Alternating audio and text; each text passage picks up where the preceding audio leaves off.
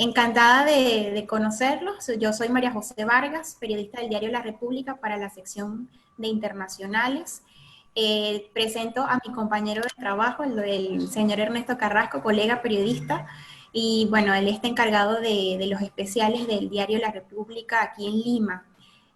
Precisamente, pues la conversación del día de hoy era por lo que ustedes enviaron una carta abierta firmada al Ministerio de Salud de Perú con respecto a la medicación con los pacientes con coronavirus, positivos de coronavirus.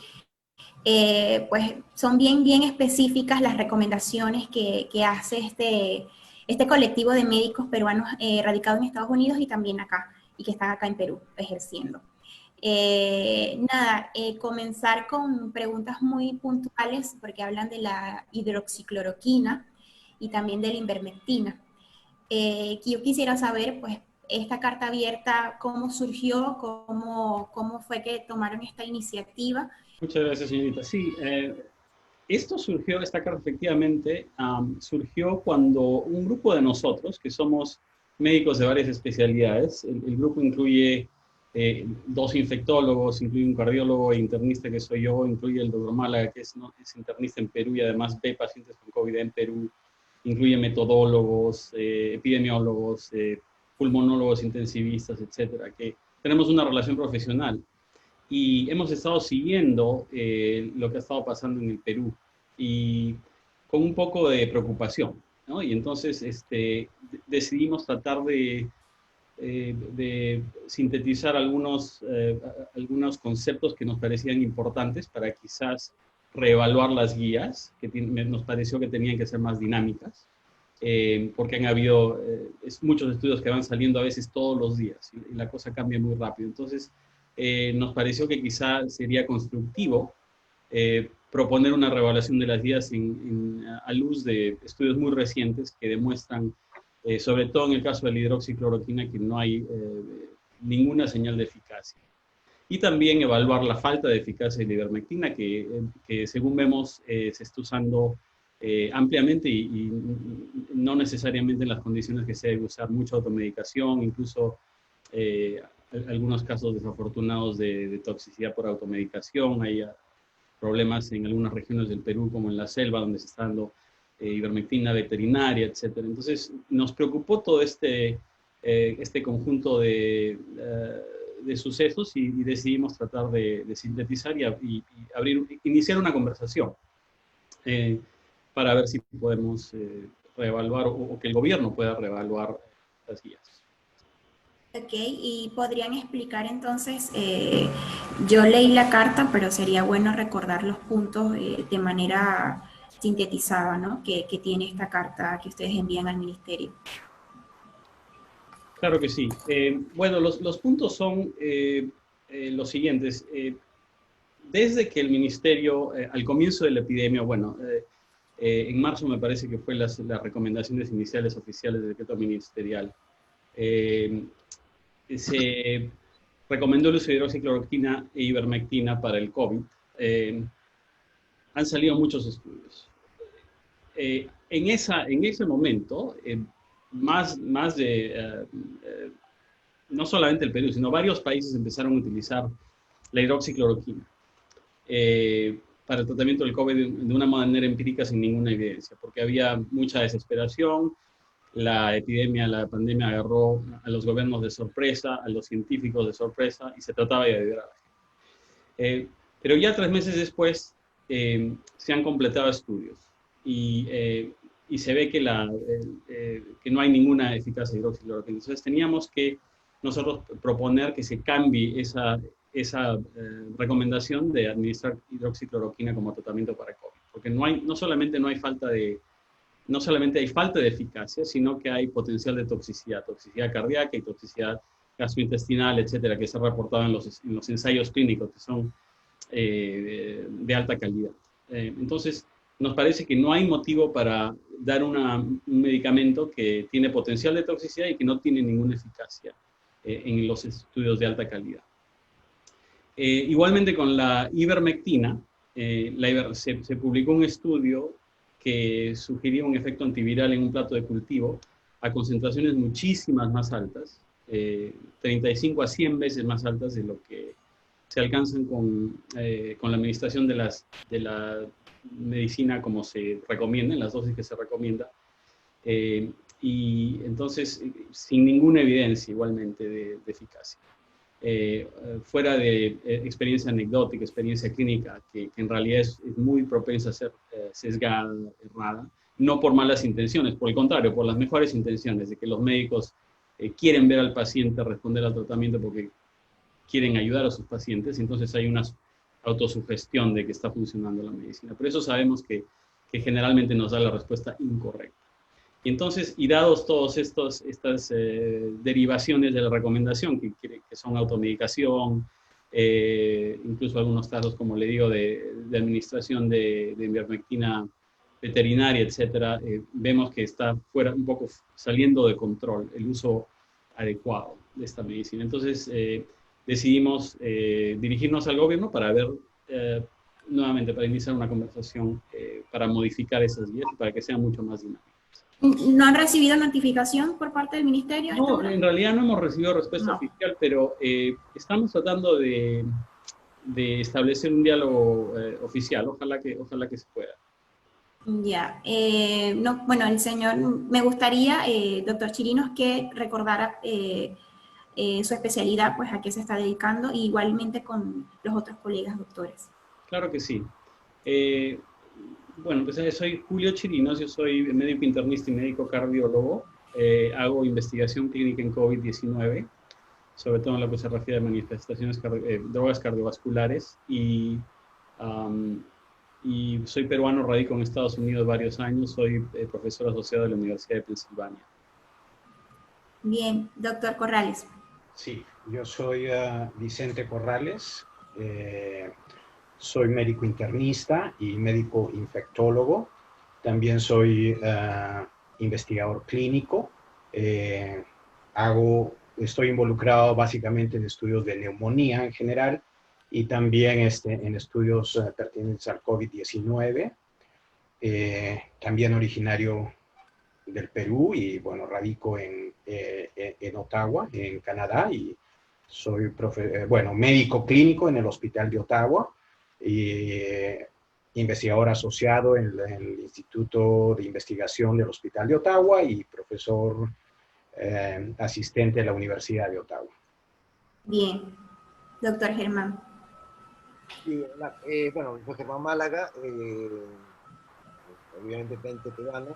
Yo trabajo en la Cayetano Heredia y soy profesor principal en la Universidad Peruana Cayetano Heredia y soy investigador, dirijo un centro de estudios clínicos allí y estamos conduciendo varios estudios clínicos, ensayos clínicos relacionados con COVID y estudios observacionales en COVID también, ¿no? Bien, precisamente ese tema de la investigación, porque quizá en Perú nos estamos, o tomamos la referencia de las investigaciones que realizan en otros países.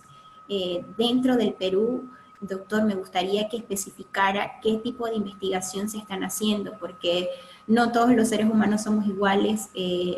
Me gustaría saber qué de las investigaciones que ha realizado con su equipo, qué ha podido observar con los pacientes COVID peruanos. A ver, lo primero que hay que tener en cuenta es, como ya se ha dicho, pues que es poco tiempo, ¿no? Es poco tiempo. Los sitios donde la pandemia empezó antes, en Estados Unidos, bueno, la China, en Europa, han podido lograr ya algunos resultados de observaciones o de intervenciones. En nuestro caso, digamos, nosotros estamos empezando, de hecho tenemos algunos estudios que estamos ya corriendo, estudios que están pendientes de aprobación en el Instituto Nacional de Salud, para hacer ensayos clínicos en pacientes con COVID leve, en pacientes con hiperinflamación también. Entonces, eso, y estamos haciendo seguimiento de pacientes sobrevivientes de COVID en el hospital en que yo trabajo, que es Cayetano Heredia. Entonces, vamos a tener información. Aún no tenemos resultados concretos peruanos, pero sí estamos, seguramente en algunas semanas vamos a tener resultados nuestros también, que sumen al cuerpo de la evidencia global que se está generando en el mundo entero, ¿no? Y no, teniendo en cuenta también porque Perú es uno de los países más afectados en este momento por la pandemia, entonces el punto de las investigaciones. ¿Qué investigaciones estamos haciendo acá? No, como decía, estamos haciendo estudios, entre otros, para probar, por ejemplo, en pacientes con leves. Tenemos un estudio que acabamos que está en revisión en el Instituto Nacional de Salud, en el cual ese estudio pretendía tener 4 brazos, uno de ellos justamente con ivermectina, otro estudio con hidroxicloroquina. Hemos conseguido favipiravir del Japón, que ya lo hemos importado, lo hemos traído, y un estudio con estándar de cuidado, ¿no? Entonces, ese estudio ya está buscando aprobación en el Instituto Nacional de Salud, y ahí el mensaje, no es que nos opongamos a la ivermectina, y como se dice en la carta también, claro, el médico tiene autonomía y tiene la capacidad de decidir qué cosa le va a dar a su paciente, y la otra cosa es que tampoco, que entendemos y somos conscientes, yo soy clínico y todo el tiempo tengo que estar hablando con pacientes y me dicen, ¿qué tomo? ¿No? Entonces, pero el tema viene cuando se dice de manera vehemente, si se quiere, que esto pues es la bala de plata contra el COVID y lo cual genera desbordes en expectativas, y lo que se está viendo, ¿no? Que ya hay gente que está tomándola semanalmente para prevenir la enfermedad sin tener ningún síntoma, y eso creo que creemos en grupo cuando lo hemos discutido que tiene 2 problemas. Uno es que la gente tiene una pseudo confianza de que ya está ya no le va a pasar nada, y rompe sus barreras de protección. La segunda es que las personas con síntomas sienten que, bueno, ya están tomando el tratamiento y por lo tanto demoran en buscar asistencia. Es cierto que es difícil conseguir asistencia, pero llegan casos más complicados también. Entonces, hay todas estas aristas que se generan a raíz de esta vehemencia en la recomendación por medios masivos, de personas muy bien intencionadas, con mucho recorrido, con mucha experiencia, muy respetables, pero hay que también aceptar una cosa, ¿no? Ninguno de nosotros, ni no existen en el mundo expertos en COVID, es una enfermedad que tiene 5 meses. Entonces, claro, hay gente que dice, sí, pues soy experto en COVID. Oye, experto en COVID es una enfermedad que tiene 3 meses, ¿no? Entonces, hay todas estas aristas y como le digo, el gran problema es esta sobredimensión que tiene el potencial efecto, ¿no? El potencial efecto, pero que hasta ahora no se tiene. Entonces, una cosa es decir, es posible que esto funcione, bueno, no tengo nada más que darle y, bueno, probemos y a ver, vigilemos. Y otra cosa es decir, sí, esto te va a cambiar el curso de la enfermedad. Y peor aún, a nivel poblacional, cuando ya todo el mundo toma ivermectina, a dosis sin control, y como decía el doctor Chirino, usan las dosis, hemos visto las imágenes de esta gente que se inyecta ivermectina en lo que pasaba en Iquitos, ¿no? Entonces, ¿cuánta de esta gente se ha complicado por ivermectina y le echamos la culpa al COVID? No tenemos forma de saber porque no hay ninguna vigilancia. Y eso es otra cosa que se rescata en la carta, de decir que sí, no nos oponemos a que se puedan sugerir, pero tiene que ser bajo el control de ensayos clínicos, bajo el control epidemiológico, bajo vigilancia epidemiológica, para poder tener resultados, ¿no? Doctor, pero eso ¿por qué no sucede? ¿Por qué no hay vigilancia, por ejemplo, en el Perú? ¿Falta personal para hacerlo? No, pero es que mira, lo que estamos viendo, ¿no? Si salen personas y dicen se puede tomar profilácticamente, la gente pues lo empieza a tomar, como la consigue, pastillas de animales, que para uso veterinario, y la van a tomar porque ya pues alguien les dijo que la podía tomar. ¿Cómo les hacemos vigilancia epidemiológica a los millones de personas que la están tomando? ¿No?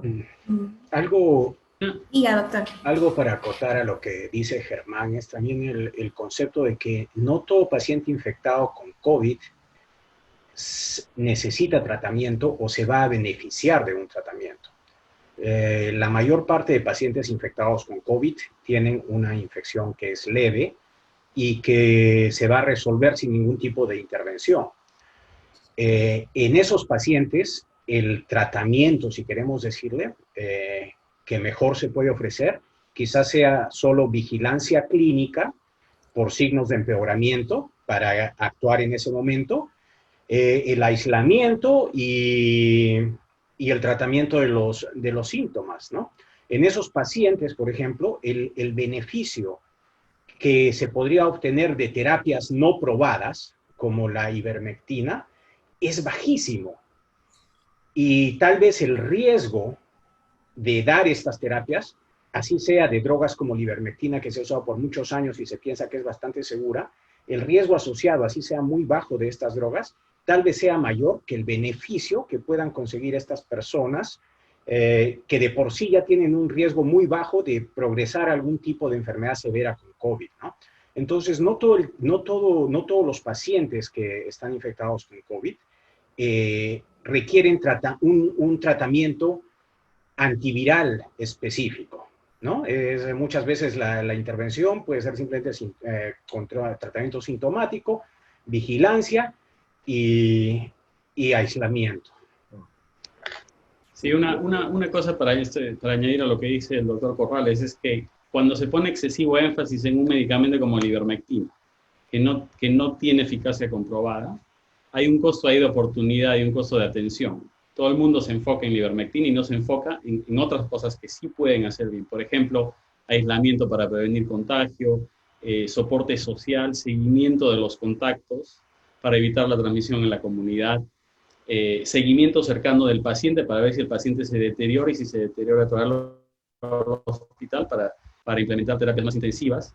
Entonces ahí lo que sucede es que el paciente, uno se puede confiar, como dice el doctor Málaga, estoy tomando ivermectina y ya llega muy tarde al hospital, o lo que es peor, sin tener indicación, ir a buscar el medicamento. Hay algunas historias en la selva de gente que se va a Iquitos solamente para conseguir el medicamento y tener el medicamento, y ahí se infecta.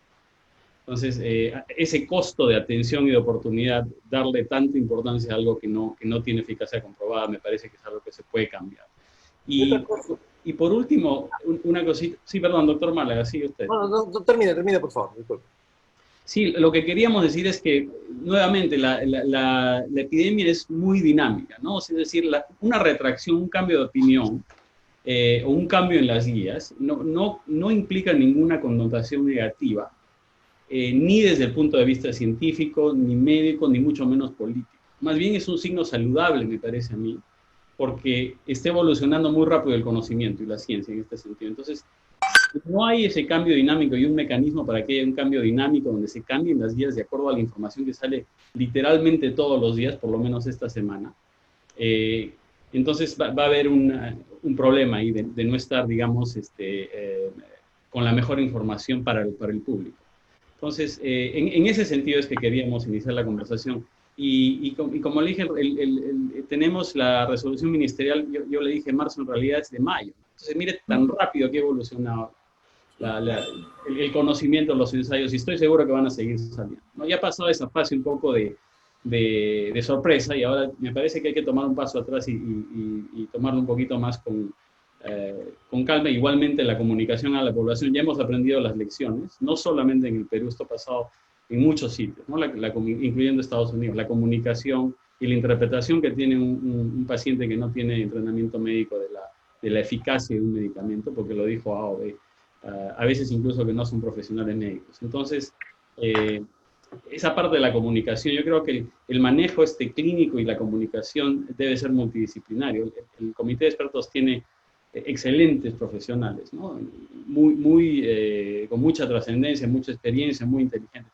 Pero yo creo que también sería bueno trabajar un poco en la parte de comunicación, en las otras complicaciones que tiene la enfermedad en otros sistemas pulmonares, cardiovascular, coagulación, nuevamente la sociología, la psicología, la comunicación al público. Esos son aspectos que a veces uno no les da tanta importancia porque quizá la gente que piensa mucho en la ciencia no tiende a ver los ensayos con mente científica y la comunicación se pierde un poco.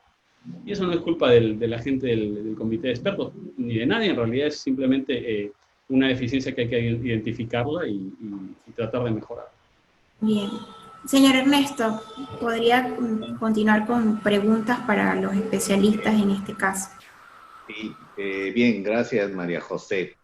Un saludo para los doctores, además un agradecimiento por su tiempo y su disposición. Y también un agradecimiento por la preocupación en cuanto a lo que es la salud pública en el país, definitivamente con profesionales, con sus conceptos y su categoría, creo que podemos seguir adelante en lo que significa la lucha contra la pandemia y sobre todo a esclarecer. Yo rescato algo muy importante que ha dicho ahora último el doctor en cuanto a la comunicación. Disculpe, ¿cuál es su apellido, doctor? Chirinos. Doctor Chirinos, la comunicación. Y quizás voy a empezar, tenía acá un rol de preguntas, casi por lo último que había establecido, la comunicación. Mire, y en ese sentido usted ha hecho un resumen de lo que yo ya más o menos conocía, o creo que todos conocemos. Es verdad, por ejemplo, en cuanto a comunicación, ya sea hemos visto a doctores o a médicos, tanto nacionales como extranjeros, en videos virales, en las redes sociales, en todo tipo de redes sociales, haciendo una serie de recomendaciones, incluso aquí en el país, y le puedo citar algunos, y seguro que usted los conoce. Y algunos sí, haciendo recomendaciones explícitas acerca del uso de medicamentos, incluso hasta con dosis. Pero también hay otros médicos que están muy preocupados, al igual que ustedes. Y, por ejemplo, entrevisté al jefe del MINSA en Talara, y él mediante un video daba su preocupación en cuanto a la automedicación, puesto de que los pacientes, la población, habiendo escuchado a los médicos, tanto nacionales como extranjeros, hablando de dosis, de medicamentos y todas esas cosas, habían decidido por su propia cuenta comprar, adquirir los medicamentos, de tal forma que, como usted bien dice, llegaban a la emergencia más afectados por los medicamentos mismos que por la enfermedad en sí, y ya no se podía hacer nada más que la intubación. Entonces, hablando propiamente de comunicación, mi percepción es que, como en toda ciencia, y ese es el avance de la ciencia, los médicos están divididos. Eso a mí me parece, desde mi punto de vista, bien notable, porque si no, no podemos avanzar. Pero el asunto es que a la hora de comunicar, yo creo que vale su comunicado, puesto que ustedes intentan ahora sí, digamos, con las voces divergentes, ponerse de acuerdo para que la población pueda responder adecuadamente. En primer lugar, no automedicarse, que quede bien claro que no se pueden automedicamentar. En ese sentido, su comunicado, cuando ustedes lo envían a las autoridades de salud peruanas o a las autoridades nacionales peruanas, lleva también esa condición de tratar de establecer no solamente una comunicación con las autoridades, sino una respuesta para ponerse de acuerdo. Señores, vamos a hacer una guía nacional, una guía del Perú, porque la población se está automedicamentando. En realidad, yo he leído el documento y creo que le falta un poquito hacer específicamente qué cosa es lo que debemos hacer. Esta es mi pregunta. Y establecer un protocolo de comunicación, porque si bien es cierto, yo diría aquí de comunicación de crisis médica, le llamaría yo por ponerle algún nombre, porque es cierto, recibimos, por ejemplo, y disculpen la explicación tan grande porque intento hacer un resumen de lo que conozco. Por ejemplo, en una de mis preguntas que tenía ahí, porque conozco y escribí hace un tiempo de esto, los empresarios de Piura, la zona norte del Perú, se reunieron con los empresarios de Guayaquil, donde ustedes saben, había un desastre ahí hace un mes. Entonces, una de las experiencias que tuvieron los empresarios con los médicos es que determinaron, los médicos dijeron, bueno, aquí está funcionando la hidroxicloroquina y también la acitromicina, así que vayan a comprar como lo que acaba de hacer el presidente Vizcarra, y en la primera línea vamos a esperarlos a los pacientes, ya no que en sus casas, que nos llamen por teléfono, no, ellos van a venir acá a la posta médica y les vamos a entregar los medicamentos. Ellos lo dicen ahí, no lo digo yo, y lo han escrito ahí los empresarios que se reunieron con sus pares guayaquileños.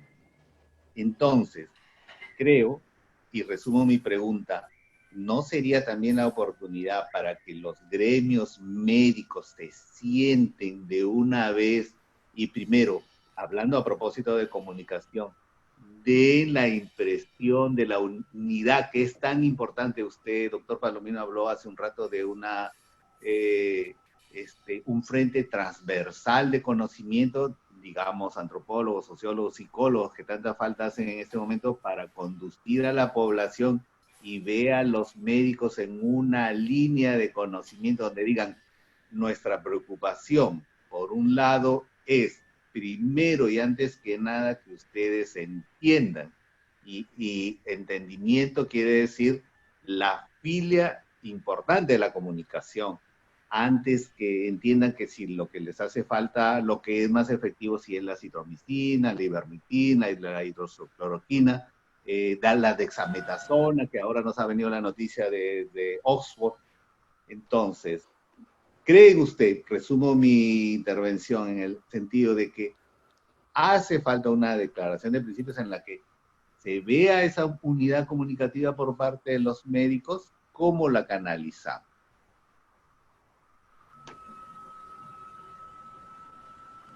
Y, bueno, yo voy a... En realidad, claro, creo que hubieron varias preguntas ahí. Una de las preguntas que hizo usted, bueno, hay estas medicinas, ¿qué damos? ¿No? Y entonces, en realidad, mire, nosotros tenemos ideas de cómo se deben estructurar estas guías. No queremos dar nuestras propias guías, porque nosotros no somos los representantes del gobierno, pero sí tiene usted razón. Hay ya la dexametasona se ha reportado en un reporte preliminar que tiene un efecto sobre la mortalidad bastante sustancial. Es una droga barata, ampliamente disponible y que se conoce muy bien. Y por lo menos para pacientes hospitalizados, y pareciera que sobre todo aquellos que necesitan oxígeno o ventilación mecánica, corta la mortalidad bastante, de forma importante. Entonces, ya tenemos un tratamiento, ¿no? Ese viejo argumento de que el paciente se está muriendo, hay que hacer algo, es inhumano no hacer nada, pues ya no es válido porque ya tenemos un tratamiento para esos pacientes que están graves y necesitan oxigenoterapia. El paciente que no está grave, el paciente que está en su casa, como dijo el doctor Corrales, la mayoría de esos pacientes mejoran por sí mismos, ¿no?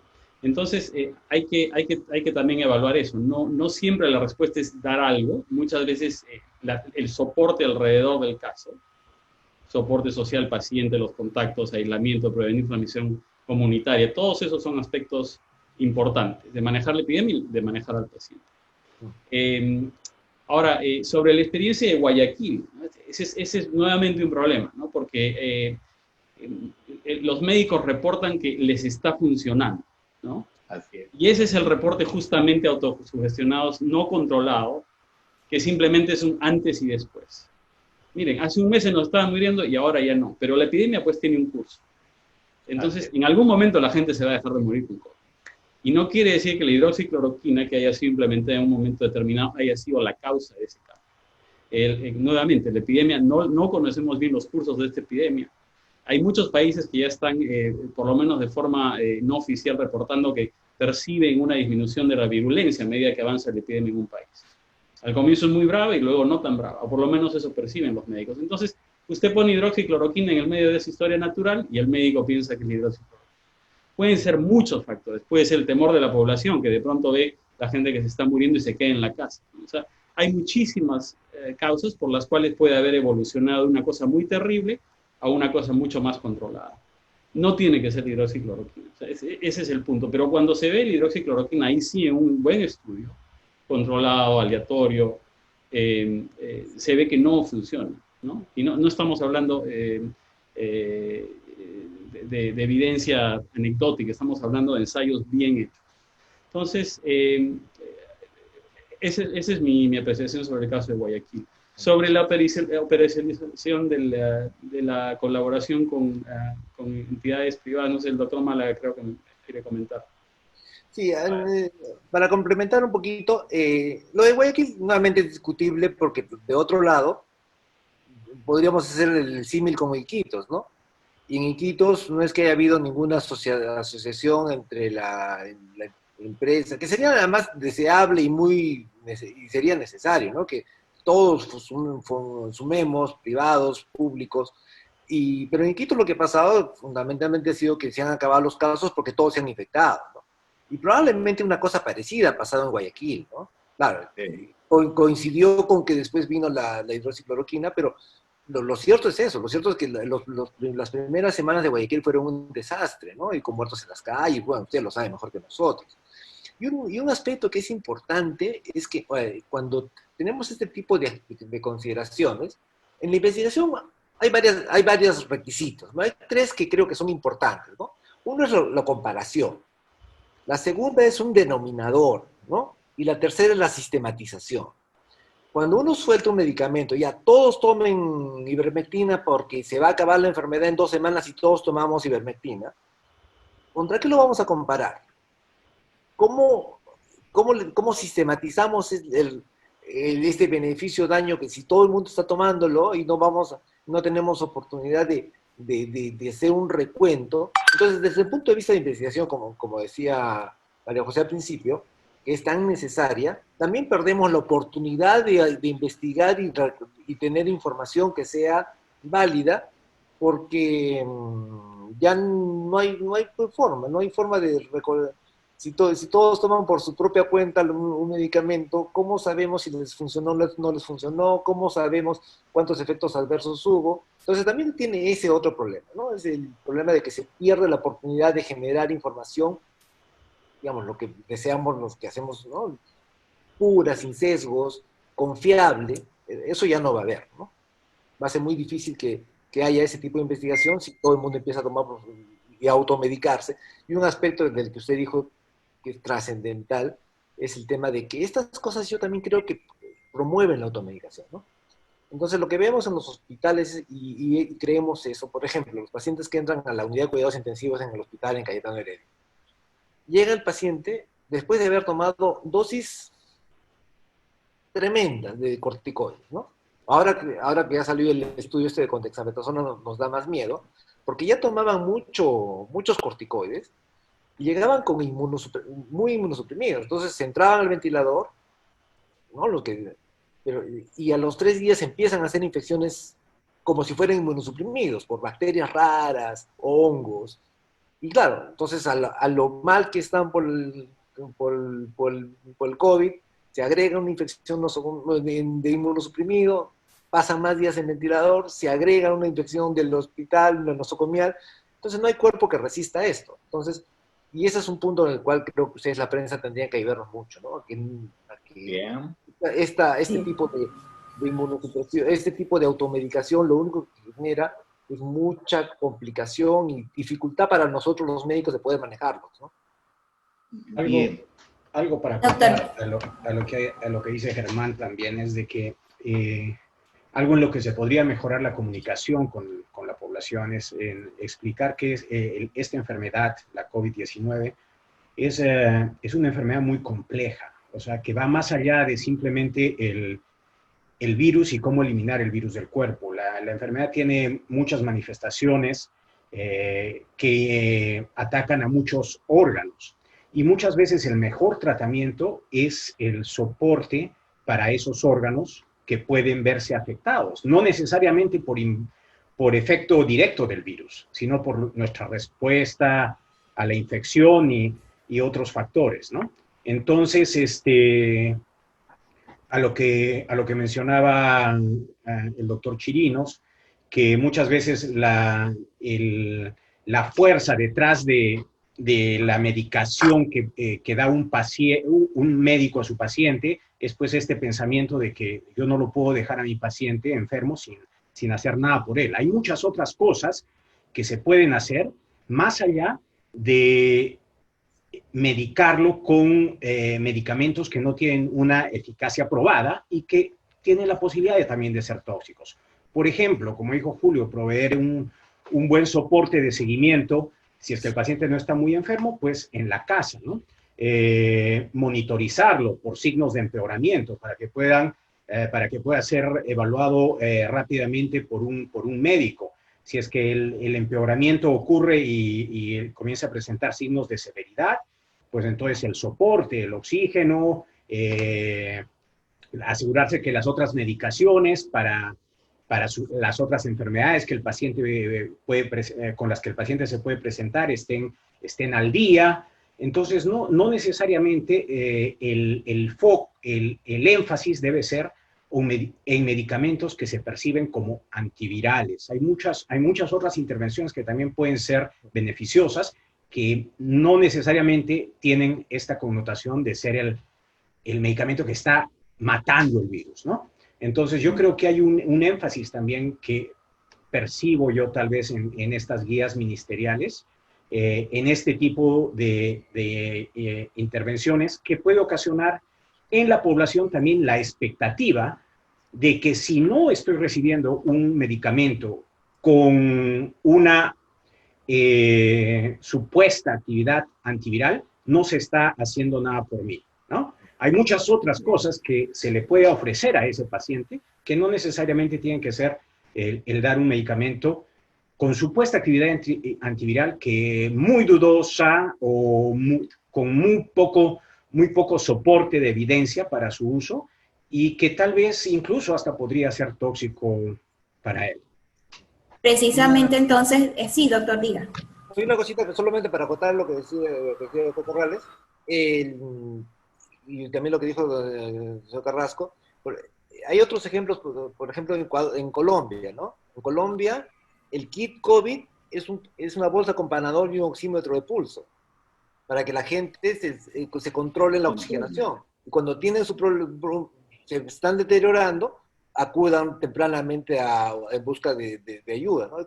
Por ejemplo, esos son otros ejemplos, otros enfoques que sin buscar la sobremedicación, pero sí, pero darle a la población una herramienta que permita un autocuidado sin caer en la automedicación y sin caer en la zozobra de que tienes que tomar algo, porque si no tomas, y tomarlo algo preventivamente. Y creo que eso es uno de los problemas que tiene la forma como se ha enfocado la comunicación de lo cual se está hablando, de que tienes que tomar algo para el virus. El mensaje finalmente de los expertos que hablan en la televisión, en las redes, como mencionaba, es tienes que tomar algo porque si no tomas, te vas a morir, lo cual no es cierto, ¿no? Okay. Bien. Doctor, una consulta. Toda vez que la hidroxicloroquina no está autorizada y ha sido cuestionado por la FDA y también por la OMS ahora. Ya la OMS lo eliminó, ya no están haciendo ensayos clínicos. Entonces, mi consulta es, ¿el país que aplica ese medicamento recibe algún tipo de sanción? ¿Qué puedo comentar en ese respecto? La FDA regula el uso de medicamentos en Estados Unidos. O sea, la FDA no tiene jerarquía en el Perú. La OMS, la FDA inicialmente la aprobó de emergencia, reconociendo que no había evidencia, ¿no? Se aprobó para el uso de emergencia y luego ya cuando ha salido toda esta evidencia que claramente indica que no funciona, en los ensayos que se ha probado en la gente hospitalizada con COVID-19, la ha vuelto a prohibir, es decir, si no hay autorización, en práctica está prohibida. Han retirado la autorización de emergencia hace 2 días, de modo que ahora ya la hidroxicloroquina no se puede administrar, salvo en ensayos clínicos, ¿no? En contexto de investigación. La OMS es un ensayo clínico que se llama Solidaridad, y uno de los brazos de tratamiento fue hidroxicloroquina. Y hubo ahí inicialmente una pausa temporal que fue por una confusión de un estudio de mala calidad.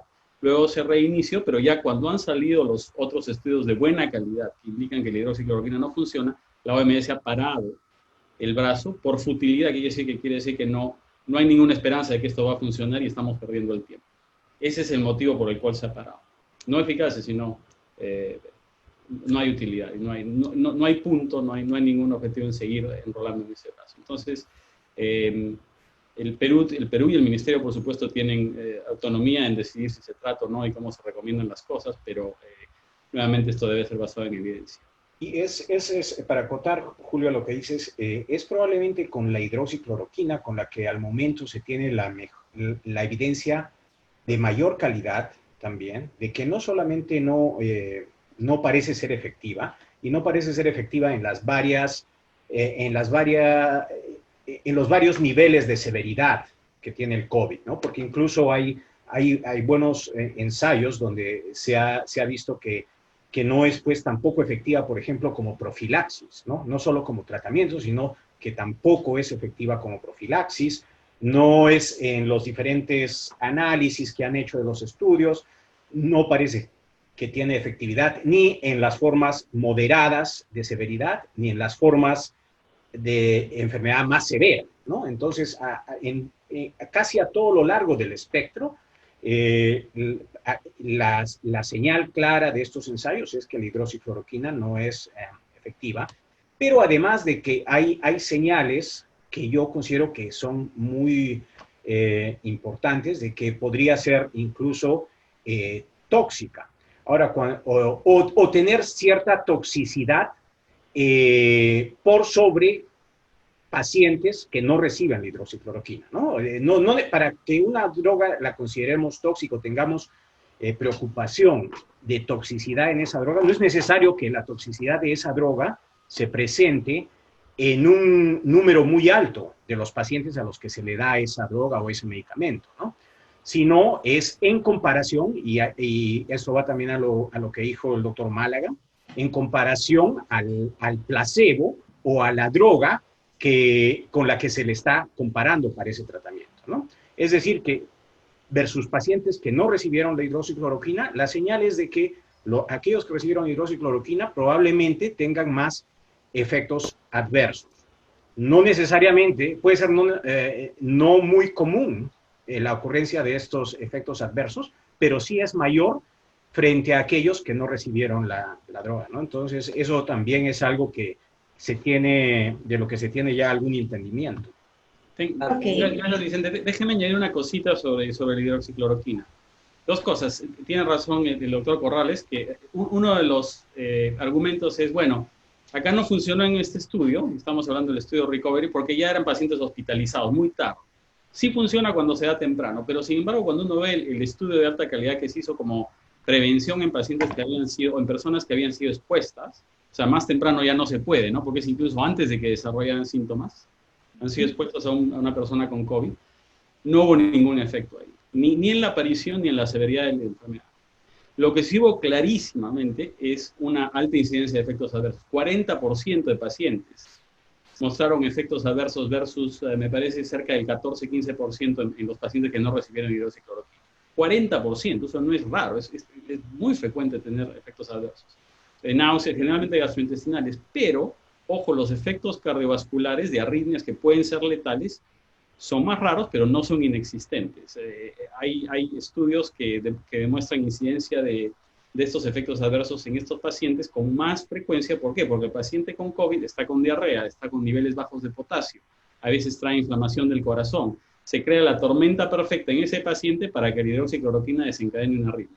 Ahora, en el contexto de los estudios donde se está recolectando estos datos, por supuesto se hace con mucho cuidado, se hacen electrocardiogramas diarios o interdiarios. Si el electrocardiograma sugiere riesgo, no se inicia. Hay una serie de criterios de inclusión y exclusión, igual en la práctica clínica, en contextos donde se tienen recursos. Se hace con mucho cuidado. Y si es que hay alguna evidencia de riesgo, se prolonga uno del intervalo QT, le llamamos, es un signo del electrocardiograma, o si aparecen arritmias en el monitoreo cardíaco, inmediatamente se para. Y hay reportes de mucha gente que ha tenido que parar la medicina cuando han visto aparecer estos signos de alarma, porque se sabe que si uno continúa, entonces hay riesgo de arritmia fatal y muerte.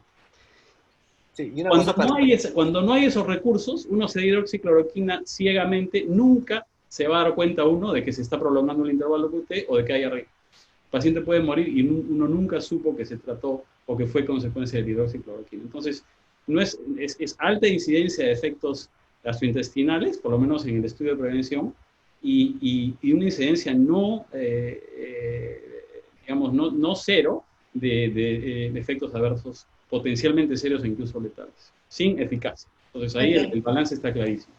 Doctor Mala. No, y una cosa, solamente para entender, a veces uno dice, pero tiene el riesgo de 1 en 1000 de que ocurra un evento fatal. Pero si eso lo traspolamos a un efecto poblacional, ¿no? 1 en 1000 va a ser, o 0.1, en 1 millón van a ser 100 personas que se van a morir solamente por el efecto de esta medicación, ¿no? La otra cosa que también pasa mucho es que se dice, yo he usado la hidroxicloroquina hace 40 años, ¿no? Y nunca me ha pasado nada. Entonces ahí las preguntas son, bueno, y si es que ha habido el suficiente control, 1, y 2, es diferente usar en una condición estable un medicamento a usarlo en una situación crítica, ¿no? Entonces es diferente usar la hidroxicloroquina en una persona que tiene una artritis reumatoide, por decir, y que tiene una enfermedad inflamatoria crónica, pero no es un paciente que está agudamente enfermo con daño vascular, cardíaco. Entonces ahí cambia totalmente la fisonomía, y claro, y muchas veces el argumento es yo lo uso hace años y nunca me pasa nada, pero claro, no se tiene en cuenta estas consideraciones de que se está usando en un contexto de una enfermedad aguda y además que, como estamos aprendiendo, multisistémica, ¿no? Bien, y una consulta, ¿la ivermectina también tiene el mismo resultado? Es exacto, y yo también, mi pregunta iba por ese lado de la ivermectina, si tiene esos niveles de toxicidad como la hidroxicloroquina. Bueno, yo tomaré esta pregunta primero. La experiencia, bueno, la ivermectina es probablemente una de las drogas que más se ha usado en el contexto de enfermedades parasitarias y en el contexto de tratamientos masivos de poblaciones, y se considera que es una medicación bastante segura en general. Sin embargo, y esto va a lo que acaba de decir Germán, que hay que reconocer que esas poblaciones son muy diferentes a las cuales se está usando la ivermectina en estos momentos con motivo de la COVID-19, ¿no? La mayor parte de esas poblaciones con las que se tiene experiencia de seguridad de la ivermectina, pues fueron poblaciones más jóvenes y poblaciones probablemente con muchas menos comorbilidades, es decir, enfermedades de otros órganos, ¿no? Mucho menos, digamos, enfermedades del corazón, mucho menos enfermedades de los pulmones, de la sangre, del riñón, del pulmón, ¿no? Entonces, la población a la cual se está dando predominantemente la ivermectina en esos momentos es muy diferente a esa población de la cual se tienen los datos de seguridad de la ivermectina. En pacientes, además, con COVID-19, que tienen una enfermedad muy severa, ellos están recibiendo muchas otras drogas con las cuales no sabemos cómo interactúa la ivermectina, ¿no? Están recibiendo drogas, muchos de ellos, para darles soporte a su presión arterial, para mantenerles la presión arterial, los están sedando, en muchos pacientes críticos los sedan, entonces no hay manera de saber si es que hay toxicidad neurológica, por ejemplo, en esos pacientes, no les está funcionando bien el riñón a causa de la enfermedad crítica, etcétera, los están anticoagulando, entonces hay también la posibilidad de que haya interacciones medicamentosas de las cuales nunca se han conocido para la ivermectina.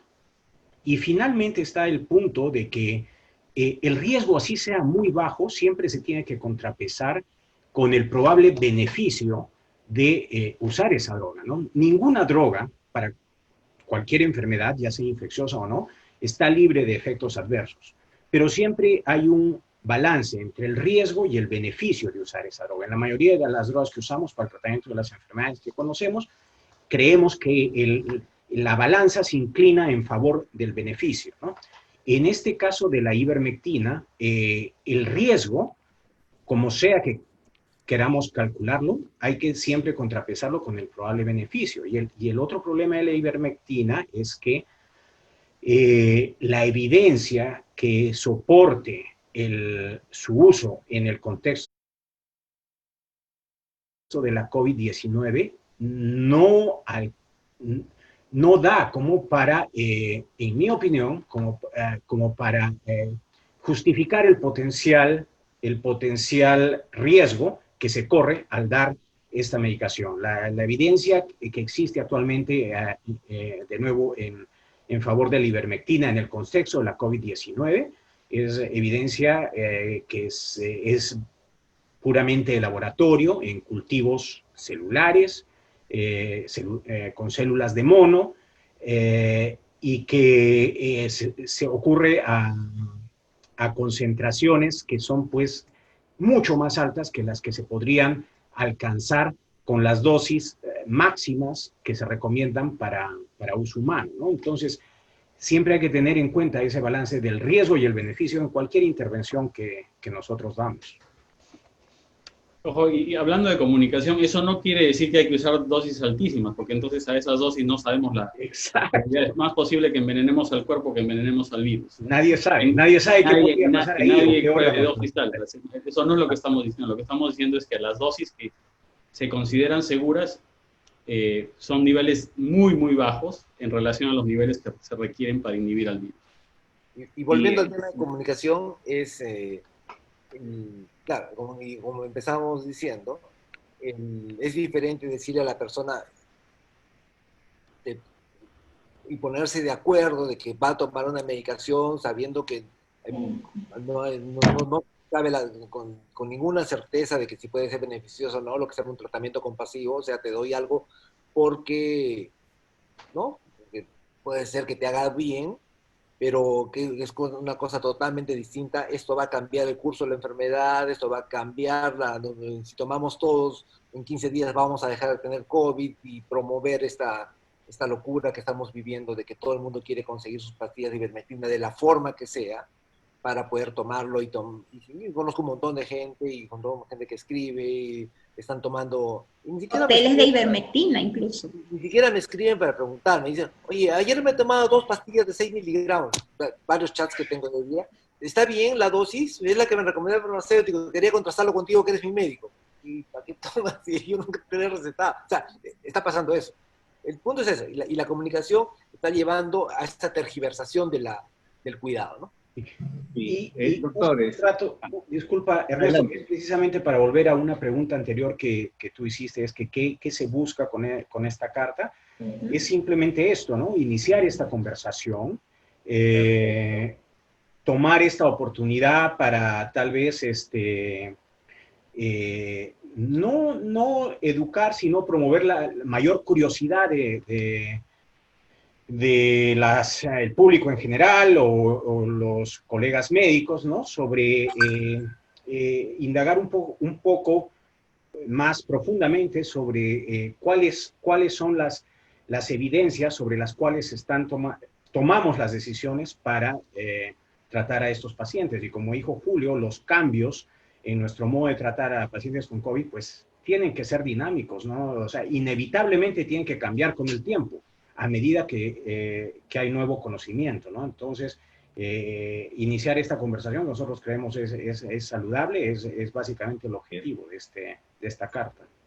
Claro. Doctores, una consulta. ¿Y qué hacemos con aquellos casos en los que, digamos, ha tenido éxito el consumo de uno de los medicamentos? Les leo, no estoy...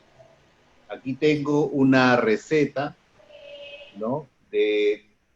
Dice, ivermectina, 50 gotas en medio vaso con agua, con el almuerzo por 2 días. Es un caso real. Les comento un poco para que más o menos ponernos en el contexto. Una persona joven, de sexo femenino, más o menos de 50 años de edad, inicialmente se sentía mal, fue al Hospital Villa María del Triunfo y en la prueba rápida salió negativo, pero ella se seguía sintiendo mal. Bueno, de todas maneras le dieron su paracetamol y le dijeron que guardara una cuarentena, tomaron su número de teléfono y que cuando se sintiera mal, llamara. Bueno, ella insistía y nunca le contestaban. Y como no le respondían y se seguía sintiendo mal, entonces ella acudió aquí a una posta municipal. Y fue ahí, en esa posta municipal, donde el médico le recetó la ivermectina, entre otros medicamentos. Sí, también está la citromicina. Entonces, ¿cómo hacemos en esos casos? Por eso es que yo insisto en la comunicación, porque por un lado me parece muy bien que ustedes estén muy preocupados por la ciencia, eso hace mucha falta, para hacer una unidad comunicativa y que la gente no se pueda automedicamentar. Esto a mí me llegó como resultado de una investigación que yo estoy haciendo al respecto. Y mi pregunta es, entonces, ¿qué hacemos con esto? Porque esto aumenta la leyenda. Claro. Para esa paciente, y usted me dice que al momento que ella se automedicó, la razón por la que... No se automedicó, le recetó el Se le médico. recetó en la posta. Le recetaron fue porque ella se seguía sintiendo mal, Sí. en el sentido de que sentía malestar general y un poco de fiebre nada más, y no había síntomas de, o había algún síntoma de... Ya estaba un poquito con respiratoria esos o algo de eso. ahogamientos, sí, un poco. Porque si los síntomas fueron leves, lo más probable es que la señora hubiera mejorado sin ningún tipo de tratamiento antiviral. Eso no quiere, como dije antes, eso no quiere decir que no se está haciendo nada por el paciente. Por ejemplo, en esa paciente se le puede dar, ¿no?, tratamiento sintomático para la fiebre, los dolores que pueda tener, y se puede instituir un buen sistema de monitorización o de monitoreo y de vigilancia para el paciente en la casa, ¿no? De tal manera que el paciente se sienta seguro y que se pueda monitorizar sus síntomas y que a las 48 horas pueda tener una conversación con un profesional de la salud para ver si ha habido alguna progresión de síntomas que requieren otro tipo de intervenciones, ¿no? Pero es eso, el acceso a la comunicación con el profesional de la salud, eso en sí ya es una intervención que puede tener un efecto muy importante en el progreso de la enfermedad de ese paciente, ¿no? Entonces, en este particular caso, el beneficio que puede haber obtenido de la ivermectina yo pienso que es extremadamente bajo, y cuando lo pongo en contraste en la balanza, de nuevo, con el riesgo que le ha suponido tomar la ivermectina, a pesar de que ese riesgo es bajo, cuando lo contrapeso con el probable beneficio que haya podido tener, tal vez la balanza se incline de modo que el riesgo pese más que el probable beneficio que haya podido tener esa paciente, porque no, la evidencia nos dice que es muy improbable que ivermectina tenga pues este efecto antiviral que se describe en esos estudios de laboratorio a las dosis que se toman, ¿no? Y no solamente, bueno, es una de las tantas historias. Yo también me ha tocado entrevistar pacientes con COVID y ellos aseguran que, bueno, que se han curado con ivermectina y con hidroxicloroquina, y ya no se, o sea, están encasillados en eso. Eso fue lo que me curó y eso es lo que yo recomiendo a todos los que se enferman. Yo creo que Germán y Julio van a aclarar ese aspecto muy bien. Dos aspectos. Uno es, como recojo lo que decía Ernesto, es la leyenda, la anécdota, ¿no? Porque si vemos, por ejemplo, hicimos también en el hospital una encuesta que ha hecho un compañero, Otto Mejía, de qué porcentaje de pacientes llegan al hospital habiendo tomado alguno de estos combos antivirales. Todos han tomado combos antivirales, y de esos la mitad se ha muerto. También uno podría decir, tomaste las pastillas y la mitad se murió. Y la otra cosa es cómo se establecen la efectividad en la ciencia, ¿no? La efectividad en la ciencia es que la única forma es, a ver, tengo 50 personas en un grupo y 50 personas y todas tienen más o menos, bueno, aleatoriamente, por el azar establezco que ambas tienen el mismo pronóstico, que tienen la misma, digamos, la misma edad, las mismas condiciones de base, son muy, muy parecidas en cuanto al riesgo que tienen de tener un desenlace fatal, y que la única diferencia es, en este caso, que un grupo reciba la ivermectina y el otro recibe un placebo, y comparar cuál es el efecto de la medicación para prevenir un desenlace. Porque, y entonces, si yo tengo dos grupos que tienen el mismo pronóstico de partida, a uno lo intervengo y al otro no, y lo sigo en el tiempo, solamente sí, solo sí puedo demostrar que la medicación tiene alguna efectividad o cuánto es el efecto de esta medicación. Porque si no logramos tener ese control del que hablábamos, de esta sistematización en el recojo de la investigación, todo va a quedar. Te podría mencionar la anécdota de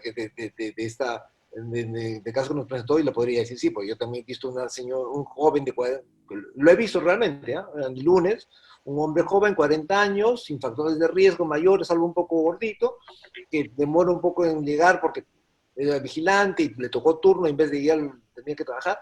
Bueno, entonces quería tarde al hospital, pero ese señor había tomado hidroxicloroquina, ivermectina y acitromicina. Lamentablemente tuvo un desenlace fatal, y yo le podría decir, sí, pues, fue porque tomó la medicación también. Entonces, hasta que no tengamos estos estudios controlados, no tenemos forma de salir de la anécdota o salir de la leyenda, ¿no? Y también depende de cómo lo veamos, porque los médicos podríamos decir, no, pues todos nuestros pacientes vienen tomando antivirales, entonces se mueren porque tomaron el antiviral. Antiviral, entre comillas, porque no está demostrado el efecto in vivo, ¿no? Sí, claro. Y para añadir a eso, aquí, también para simplificar un poco, o sea, la enfermedad esta tiene su historia natural, y la historia natural de la enfermedad, en la gran mayoría de casos, sobre todo si estamos hablando de gente de mediana edad, es la recuperación. O sea, la mayoría de gente se recupera espontáneamente. Entonces, si ustedes le dan a 100 pacientes un placebo, un extracto de manzana, o lo que ustedes quieran, y después les preguntan, ¿se mejoró? Sí, no, mejor. La gran mayoría de esa gente les va a decir, me mejoré. Y la minoría que no mejoró no está aquí para contarlo, porque lamentablemente murió. Entonces, hay un sesgo enorme, ¿no? Solamente la gente que no murió y que no le fue mal está aquí para contarnos que les fue bien. Y de hecho, sin nada, a la mayoría de gente de edad mediana les va bien. Salvo estamos hablando de pacientes mayores de 75 añosos con muchas comorbilidades, ahí la mortalidad incrementa significativamente, pero en general la letalidad del virus, felizmente, en la población general no es muy alta. Entonces, la historia natural es recuperación. En la mayoría. Bueno, reiterando mi agradecimiento, doctores, por mi parte, una última pregunta. Entonces, que ya algo han hablado, ¿qué tipo de tratamiento debemos dar para los pacientes que presentan los síntomas? Porque hay pacientes que no presentan. Anteayer me enteré de uno que después de 15 días se enteró de que estaba infectado y nunca había sentido nada. ¿Qué tipo de tratamientos? Ahora, ¿qué tipo de tratamientos, toda vez que en el caso específico del Perú ya se ha recomendado que pueden, como ustedes bien lo han explicado, guardar una cuarentena, quizás un paracetamol, y como en el caso de Colombia, un medidor del oxígeno corporal? Y bueno, toda vez que los teléfonos de emergencia o las asistencias médicas no están a tiempo para contrarrestar el miedo, el temor de los pacientes. ¿Quién quiere responder a esa pregunta? Ya.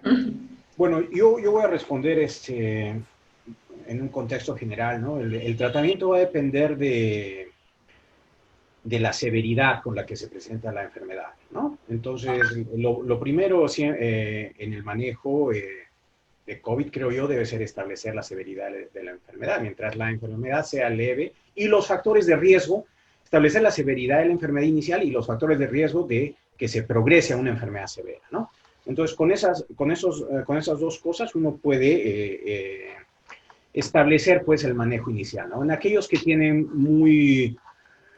una severidad muy baja de presentación y muy pocos factores de riesgo de progresión de la enfermedad a una enfermedad severa, probablemente la mejor intervención sea simplemente la observación clínica, el tratamiento sintomático y el acceso, facilitar el acceso a a profesionales de salud para que esta monitorización del estado clínico sea efectiva, ¿no? Entonces, como dijo Julio, la gran mayoría de estos pacientes se va a mejorar. En aquellos pacientes que se presentan inicialmente con enfermedad leve pero severa, es muy importante reconocer ese empeoramiento tempranamente para que se le pueda administrar otro tipo de terapias de soporte un poco más intensivas que las que se pueden dar en la casa, ¿no? Entonces, para los pacientes que requieren su nivel de severidad inicial o la progresión de severidad a través del tiempo en la casa, para aquellos que ya requieren hospitalización, también el tratamiento, bueno, hasta ahora el tratamiento primordial era el tratamiento de soporte, un muy buen tratamiento de soporte para asegurarnos que todas las funciones y todos los órganos estén trabajando de la manera más óptima en el contexto de esta enfermedad aguda. Dar oxígeno, dar suficientes fluidos, perdón, suficientes fluidos para que la presión arterial se mantenga, para que los riñones trabajen bien, etcétera, etcétera. En estos pacientes, en estos momentos, yo creo que muchos colegas también considerarían ya el uso de la dexametasona, ¿no? En el contexto de un paciente ya hospitalizado y que está requiriendo, pues, oxígeno para poder mantener un nivel de oxigenación en la sangre adecuado. Más allá de eso, no existen al momento terapias de connotación antiviral que hayan demostrado eficiencia, ¿no? Existe el Remdesivir, por ejemplo, pero su habilidad, su disponibilidad es muy restringida al momento, y realmente el Remdesivir, si bien ha dado señales positivas en los estudios de buena calidad en los que se ha evaluado esta droga, esta señal no es muy fuerte, o por lo menos la magnitud del efecto que puede tener el Remdesivir, de acuerdo a estas señales que se han detectado en nuestros estudios, no parece ser muy grande. Puede tener una efectividad, puede tener un rol, pero bueno, esto está limitado por la forma tan restringida de la que se dispone de este medicamento. Hay otros medicamentos que, más allá de eso, se deberían considerar en el campo de las investigaciones clínicas, ¿no? Como dijo Germán, bueno, hay la disponibilidad de tal vez acceder a estudios clínicos donde se estén evaluando de una forma rigurosa, pues, los efectos beneficiosos y también los efectos de toxicidad de estos medicamentos. Se puede también usar medicamentos que no necesariamente tienen una connotación antiviral por sí misma, ¿no? Por ejemplo, la fisiopatología de esta enfermedad, de la COVID-19, cuando llega a las fases avanzadas de la enfermedad, es una patología, pues, fundamentalmente inflamatoria, fundamentalmente trombótica, ¿no? Entonces, en ciertos contextos, por ejemplo, podría tener sentido utilizar ciertas terapias de anticoagulación. Podrían prevenir, pues, complicaciones de esta enfermedad. Entonces, el punto es de que hay varias intervenciones, como por ejemplo, ¿no?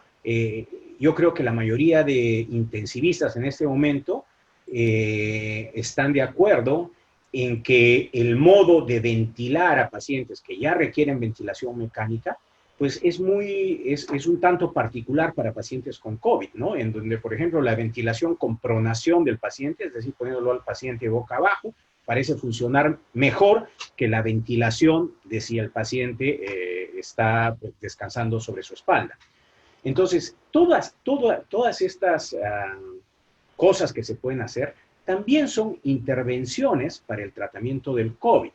Entonces, cuando ese paciente está en el hospital, y vuelvo al punto que mencioné hace unos momentos, no necesariamente el enfoque para sentir que se está haciendo algo por ese paciente tiene que ser en proveer o dar una terapia estrictamente antiviral. Hay muchas otras cosas, especialmente en esta enfermedad del COVID, que es tan multisistémica y tan compleja, que se pueden hacer y que van a tener, o es muy probable que tengan, un efecto en el resultado de ese paciente.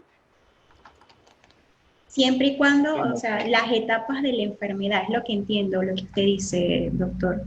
Claro, lo primero es reconocer la severidad de la presentación y, bueno, sí, las etapas de la enfermedad, en qué momento de la progresión de la enfermedad me encuentro. En un paciente que se presentó, digamos, hace 3 días con tos leve, no mayor dificultad de aire y algo de fiebre, y que luego de 2 días, digamos, los síntomas persisten, pero son menos severos, ¿no? Probablemente en ese paciente ninguna intervención va a demostrar una eficacia, porque ese paciente, como dijo Julio, el curso natural de su enfermedad va a ser el de recuperación, ¿no? Entonces, no se trata de indiscriminadamente proveer de un tratamiento a todo paciente en el que se sospeche la COVID-19 o en el que se haya confirmado la COVID-19, ¿no? Los tratamientos tienen, yo creo, indicaciones de acuerdo a la severidad y a la fase en la que se encuentra la enfermedad, y en la mayoría de casos, estos pacientes no necesitan, en la mayoría de casos, estos pacientes no necesitarían ningún tipo de terapia antiviral específica, más allá de la terapia ya sintomática, ¿no? Eso es importante entenderlo. Bien, doctor. Doctor Málaga, que usted creo que iba a agregar algo. No, solamente totalmente de acuerdo. Lo importante es a quién se trata. No se puede tratar a todas las personas de la misma manera, sino que hay que individualizar a la persona. Cada sujeto es un mundo aparte. Y no es lo mismo una persona que tiene un poquito de carraspera, un poquito de repente algo de fiebrecita, que una persona que está con insuficiencia respiratoria. Ambos van a requerir manejos distintos. Entonces, cuando pretendemos uniformizar, que todos tomen lo mismo, nos vamos a equivocar, ¿no? Y la otra cosa es que se ha hablado de investigación, y ciertamente en Perú está participando en el estudio de la Organización Mundial de la Salud, en el estudio Solidaridad. Yo soy el responsable de la conducción de este estudio en Cayetano Heredia, y bueno, hasta el momento tenemos 10 pacientes con Remdesivir, y seguramente cuando se junten los pacientes en el mundo, vamos a poder saber si Remdesivir funciona o no, como si es mejor o peor de lo que se sabe hasta ahora, pero es la única forma de generar evidencia, ¿no? O sea, sistematizando, controlando, teniendo este tipo de observación. Lo otro nos quita oportunidades para la investigación, ¿no? Sí, quiero añadir una cosita ahí también. El Perú, por la gran cantidad de casos de COVID que tiene y por el sistema organizado de salud que tiene, hubiese podido tener una oportunidad, quizá todavía la tenga, de ejecutar ensayos a gran escala, ensayos clínicos que nos den evidencia pronta.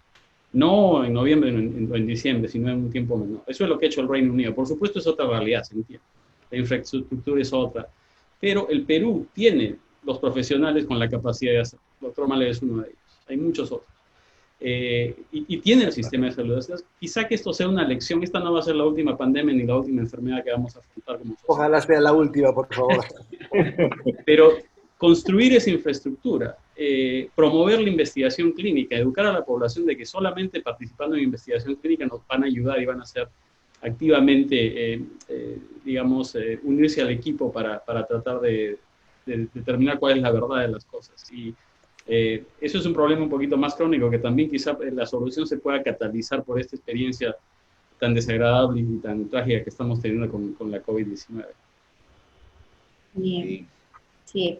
No, eso que me han dicho con respecto a las etapas de la enfermedad, eso obviamente ya tenía conocimiento, pero es que es inevitable no recordar también testimonios de pacientes, ¿no? Y también de colegas de ustedes que trabajan atendiendo casos con coronavirus, sino que personas que llegan con cuadros de pancreatitis por haber tomado algún menjurje o alguna mezcla porque me dijeron que eso me iba a prevenir el coronavirus y resulta que no tenían coronavirus, sino que llegaron con una afección mayor y precisamente ingresan a UCI por lo complicado que llegan por una automedicación.